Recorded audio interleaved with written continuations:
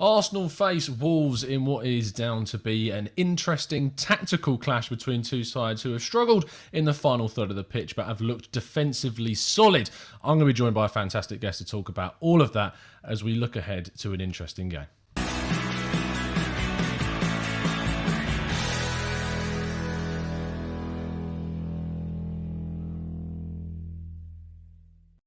Hello and welcome to the Gooner Talk, back again with you guys for another show, for another episode of our TGT preview series on our Raw Reaction show in which we look ahead to the next Arsenal game. I'm joined by Dan from the Wolves Fancast. How you doing, mate? Are you well? How you going, guys? Nice to, thanks for letting me come on. No problem at all. Absolute pleasure. Do you want to just give people a little bit of background as to what the Wolves Fancast is and, tell people about it? Pretty much the same as every other football club in the world right now. Podcasts, social media, we do everything. We've been going 13 years now from an original foundation. There's over 10 of us who contribute on a regular basis. We've just ventured over to YouTube to provide our content over there. So, yeah, follow us where you can. WWFC Fancast on Twitter and Wolves Fancast on YouTube, as well as everywhere else you want to try and look for us. 100%. So, I mean, this game is it's quite interesting. We're talking briefly off air about it because Arsenal and Wolves have weirdly struggled for goals, which if you look at kind of the attacking talent both sides have, you wouldn't kind of predict that at the start of the season. But that is the case. From an Arsenal perspective, our fans are obviously quite well aware of the issues. But from a Wolves side of things, what is it about the side that's struggled to create and score so far this season? I think we can all agree on this is why it's called the Jeremy Aliadier derby, because goals just aren't forthcoming at the moment with this sort of fixture. Like you just said, it is going to be a strategic game. Both teams, I think maybe both managers may be overcautious with their respective squads instead of being ambitious at times. I think when you look at both sides, they've got clear quality in their attacking sides. Arsenal with Aubameyang, yourselves with Jimenez. But the most interesting part of Wolves that's been up in the air recently is Adama Traore. Not played too many games. Reportedly, contract situations kind of stalling. Do you think that, or kind of you expecting him to sign up a new deal? And if you were to say lose him, how big of a loss would that be to the Wolves side? There's not major concerns within the fan camp, as I'm aware at the moment. He's still got 3 years left on his deal. Obviously, contracts aren't really worth the paper they're written on nowadays, are they? It's just if he was to have another good season as he did last, it's just getting more money for him at the end of the next season. Really, me personally, if we were to get the money that I'd want for him, sort of 50 million, 60 million north of it of that, I'd happily let him go because I think his inconsistency shows more than the days where he is frightening and electric. I think that what ultimately he has done, he's brought, and to the Premier League as a whole, is just he's a different kind of player in terms of his pace and physicality. Typically, you don't see a player with such lightning speed able to hold off defenders so well. He's not the tallest, so he's still got that element of low centre of gravity as well to kind of trick between players. But you've also seen the likes of Daniel Podence come through, and this Portuguese contingent has become extremely effective for yourselves with kind of the link with Jorge Mendes and Nuno himself as the manager. Do you like how things have gone with that kind of Portuguese element to the club, or is there like a kind of a tradition within the side? Or you look at Arsenal, we've more recently in the last 20 years or so brought kind of a French element to sides. It kind of diminished recently and then came back in with the likes of Saliba and etc. But do you look at Wolves as a positive thing with this Portuguese kind of link, or is it more of a traditionalist's issue? I think the general day-to-day football fan would want 11 homegrown from your city. Yeah, you know, they've been at your football club since they were 7, but that's not football nowadays, is it? You've got to be sensible. Football fans across the globe weren't moaning when we had 6, 7, 8 Irish players in our starting 11 who were bang average. People weren't moaning at Newcastle when they had 7 or 8 French players and they were pushing top 6. It just is what it is now. The calibre of player that Wolves have got, that could be Portuguese or whatever, they're all talented players. I mean, Portugal at the international level, surely they're one of the top 5 teams in the world right now. So why wouldn't you want players from that calibre? Yeah, 100%. And you look at the way in kind of you've just brought not only kind of established talent, you've also looked to bring in youth players. We did an interview on 101 with Theo Colbiano, obviously the Canadian youngster, and we had a chat with him, and he was very much like talking around how great the youth coming through that side is, and not only that, but when you let a player go in Diogo Jota, of course, scored today for Liverpool. You brought in a youngster from themselves and whoever that is looking at an exceptional talent too. So there's clearly kind of a rhetoric at Wolves now of growing these young guys and developing these players. And if they are to move on, in the case of Jota, they move on for a very considerable fee that can be reinvested into the squad, which is really important. If we move ahead to the lineup that you've gone for, as we discussed both the Arsenal and the Wolves lineup, it should be able to see it on your screen now. So do you want to talk the listeners through why you've picked this team and why you think these guys are going to be the ones that start? I think, hopefully, as the people can see viewing, it's that what I mentioned earlier. I think both our managers are more cautious than ambitious. I thought Wolves were, impressive on Monday. Southampton team that's in form.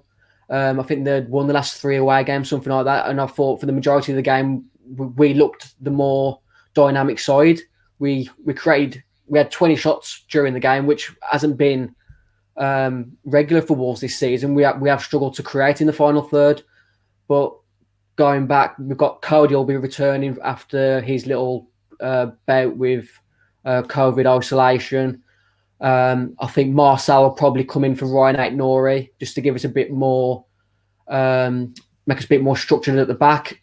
And I think the front three will be the same, but Neto in for Podence. But I think personally, Podence deserves to start. But I think what a lot of Wolves fans keep to be saying is, Traore, you need to give him a run of games. Just hope he kicks into gear, which he hasn't for the foreseeable at the moment. And I suppose that contract issue is kind of up in the air and as to whether he'll start or not. I mean, Arsenal fans will know fairly well. I mean, Wolves have had our number since they've come up to the Premier League and has been a bit of a bogey side for ourselves. And we got that win at yourselves last season towards the end of the campaign, which was a bit of a turning point for the side. We obviously went off to win the FA Cup, kind of built upon that type of win, playing really kind of defensively, hitting on the break, even though Wolves dominated most of the game. Arsenal are trying to, under Arteta, move away from that and move into kind of being a more protagonistic kind of side in the Premier League. And even though that I see what's available at Arsenal, the amount of quality within that Wolves side is going to hurt Arsenal. There are a couple of players that I want to ask you upon. Starting off with Semedo, of course, came in from Barcelona, another Portuguese player.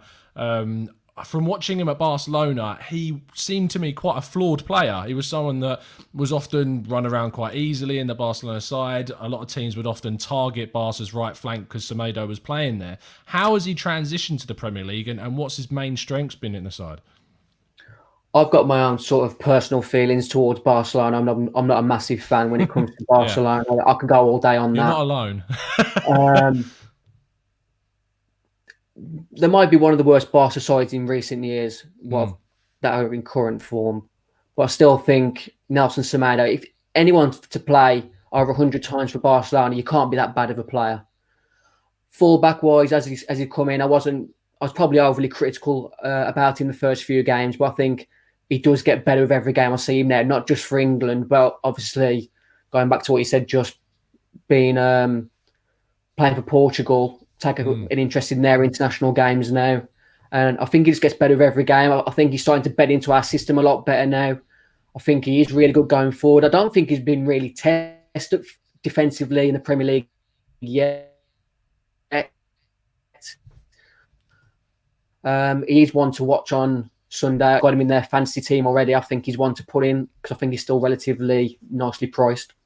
Yeah, he's obviously the full-back area is somewhere in the defensive side of the pitch you're going to get those extra points. And Semedo was someone that I certainly looked at. I was a little bit kind of cautious based, as you say, around that Barcelona poor form and that poor style that they've had over recent seasons. Jimenez specifically is an interesting striker because he surely is someone that has a lethal eye for goal, but I have watched quite a bit of Wolves this season, and sometimes he just can go a little bit absent in games, and it's almost as if I feel like sometimes he's not there, and there's a lot of width that's being used in that Wolves side, especially because you've got the wing backs and the wingers. is it a case of if Jimenez turns up, Wolves are going to be a lot more threatening, or actually is there enough quality around him that you can make do if he doesn't have the best of games?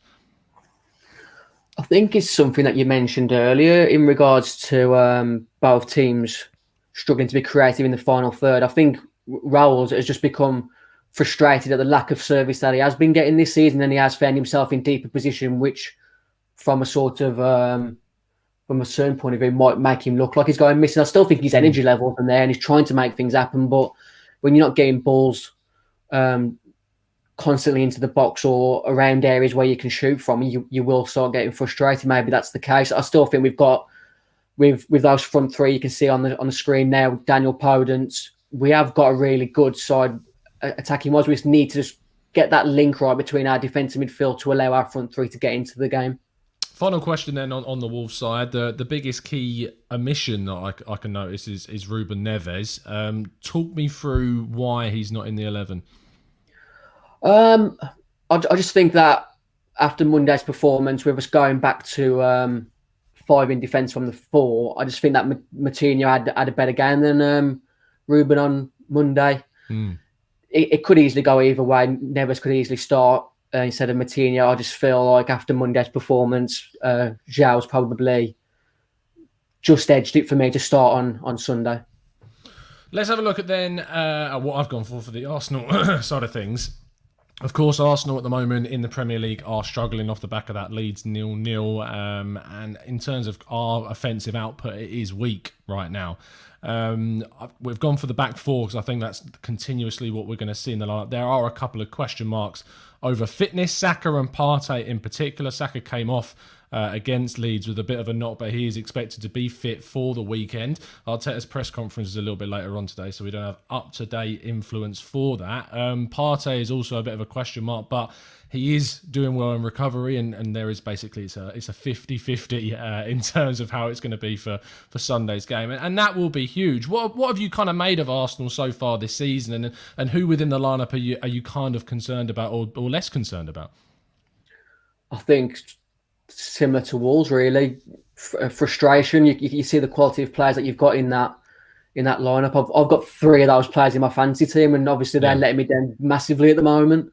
I've got Saka, Partey, and Gabriel. I think Gabriel's took to the Premier League like a duck to water. I've been impressed with him so far. I think he'll only get better with games. He's sort of similar to Wesley Fofana at Leicester. I feel they're both coming out of France, which not many people may be aware of the quality of the French league in their defensive levels. But I thought them two have been impressive this season. Aubameyang's always going to be a threat. Maybe his wallets are a bit heavy at the moment. Maybe that's why his sprinting levels aren't to what they should be. Yeah. 2 fullbacks. I think it might be Sunday who gets who wins the battle of the fullbacks. Tierney against Semedo, Bellerin against Marcel or Ryan Aït-Nouri. I think that might be where it comes down to. If you look at kind of the front line, we've had Willian, obviously in this season, came in from Chelsea, has not done the desired thing, and Nelson is the one I'd like to see starting. I think that he put in enough effort for me in midweek in Norway to get that start. And Willian has annoyingly kind of become a bit of a fan, or rather Arteta is a bit of a fan of him. His energy levels are good. Defensively, he tracks back very well. But in terms of offensive output, he has struggled to have an impact on games. Nelson obviously scored in the week, looked really energetic. His deliveries from set pieces wasn't great against Leeds, but hopefully that's something that can be worked on quite easily. But the midfield is lacking, and coming from kind of an opposition perspective, when you see an Arsenal team lining up with a midfield that is kind of very defensive in mindset, they don't have Özil in the team. A lot of their young players are not yet at the level which Arteta feels that he can field them right now. And Ceballos, who is arguably our most creative central midfielder behind Mesut Özil, who's not in the squad, is playing in this very deep role in which he's transitioned heavily into playing to more of a defensive kind of position. So does the fact that Arsenal are lacking so much in creativity give you a lot more confidence going into this game? I feel any team that sort of plays 3 midfield Wolves will hopefully exploit. I feel with the width of our wing backs, everyone knows how Wolves play. I think if it isn't as an opposition fan, if it's not common knowledge already, if you stop our width and our wing backs getting into the game, I think you will get the upper hand against Wolves. I think ultimately it is going to be a game of who takes their chances, which seems a really silly thing to say. But when both sides are struggling to create, and I think ultimately Arsenal as well, coming from that perspective, have wasted a lot of chances this season. We look at the games at Liverpool and Manchester City when, yes, we were far from the better side, but certainly we gave ourselves opportunities to get something from those games and failed to take those opportunities. From the defensive side of things and looking at, as kind of a final look at the lineups, Adama Traore, as you've selected, and Neto up against Tierney and Bellerin. How do you think that these guys are going to deal with those as a threat? Because Bellerin can often be kind of isolated and left a little bit in behind with space and gaps appearing. Can Neto be someone that gets in behind him and threatens in that area, do you think? I think Pedro Neto is probably one of the most slept-on wingers in the Premier League at the moment. Another young player that's come from nowhere, Portuguese. I think in the sort of the last maybe 12 to 18 months that the power that he's put into his game, from an acceleration point of view, will cause a lot of defenders trouble this season. It's just getting those goal contributions up, which he has started well this season. I think he's on sort of like 2 goals, 2 assists in 8-9 games now, which isn't too bad. Obviously trying to replace Diogo Jota's output's going to be difficult, but him and Podence have sort of taken on that mantle and not far off now.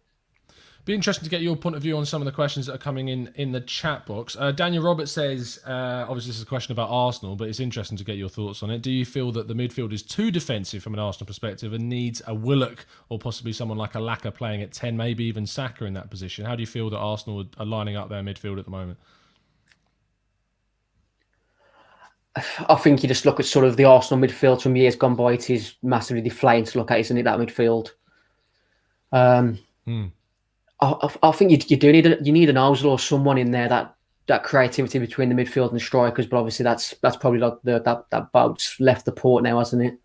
Yeah, I mean, Mesut Ozil he's not in the squad because of issues with training, because issues when he plays, because of financial side of things, which I think is the biggest ultimate factor in that. And I think that the club are looking at that as trying to save money on a player that is not necessarily having the biggest impact when he does play. But it's a weird situation. Just as kind of a follow-on question for that before we go on to predictions then.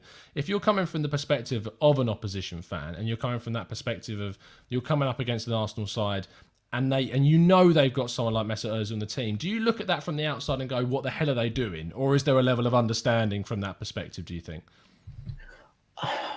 It's difficult, really. No one really sees what goes on behind closed doors, do they? I mean, we don't see his attitude on the training ground. It's all right saying he's on like, is it 350 grand a week or even more? I don't really know. It's 350. It is a lot of money, and when you're on that sort of wage, you need to justify it on the pitch. But if the coach can't get the best out of a player of that caliber, then maybe you have to look a bit more that direction.